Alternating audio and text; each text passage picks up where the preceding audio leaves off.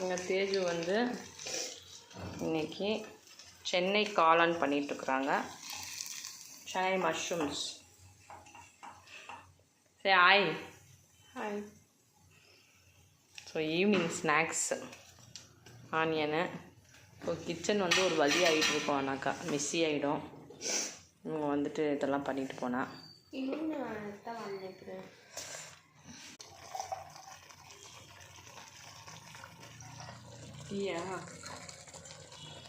Must தெரியும் என்ன அது நீ.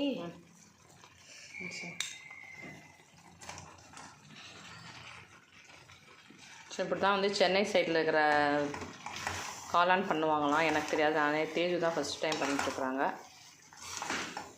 ஸோ இதை முடிச்சுட்டு நாங்கள் டீ வித்து மஷ்ரூம் குடிக்க போகிறோம். வெரி